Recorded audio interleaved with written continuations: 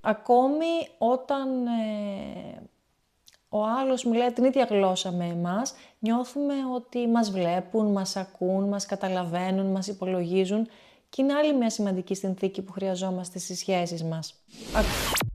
Σε μια κουβέντα λοιπόν που είχαμε την Κωνσταντίνα, της έλεγα μάλλον ότι ξέρεις, έτσι εκφράζω εγώ την αγάπη μου, έτσι ξέρω άλλους να την εκφράζουν και μου λέει αυτές είναι οι γλώσσες της αγάπης. Και της λέω ωραία, θέλω να μου πεις τι είναι οι γλώσσες της αγάπης και γιατί είναι σημαντικό. Ισχύει ότι ακούμε συχνά να μας λένε ότι αυτός είναι ο τρόπος που εκφράζω την αγάπη μου, έτσι εγώ δείχνω το πόσο σ' αγαπάω, αλλά ας μιλήσουμε για τις 5 γλώσσες της αγάπης, που είναι ένα μοντέλο που εξηγεί ότι οι άνθρωποι δεν δίνουμε και δεν λαμβάνουμε αγάπη με τον ίδιο τρόπο. Γιατί ο καθένας έχει έναν ή δύο τρόπους που τον κάνουν να νιώθει πραγματικά αγαπημένος και είναι ένα εργαλείο συναισθηματικής επικοινωνίας. Οπότε είναι σημαντικό να γνωρίζουμε τις γλώσσες της αγάπης και που χρησιμοποιούμε εμείς, αλλά και που χρησιμοποιούν οι δικοί μας άνθρωποι, γιατί όλο αυτό βελτιώνει την επικοινωνία μας. Πάρα πολλές συγκρούσεις στις σχέσεις δεν προκύπτουν από έλλειψη αγάπης, αλλά από έλλειψη μετάφρασης της αγάπης. Δηλαδή, δίνουμε αγάπη με τον τρόπο που καταλαβαίνουμε εμείς, όχι απαραίτητα με τον τρόπο που χρειάζεται ο άλλος. Επίσης, είναι κάτι το οποίο θα μας οδηγήσει στο να μειωθούν οι παρεξηγήσεις. Κάποιος μπορεί να κάνει τα πάντα για εμάς, δηλαδή μπορεί να έχει κάνει κάποιες πράξεις φροντίδας, αλλά εμείς να νιώθουμε ότι δεν μας αγαπάει γιατί χρειαζόμαστε να ακούσουμε κάποια λόγια ή χρειαζόμαστε πιο ποιοτικό χρόνο μαζί του. Ακόμη όταν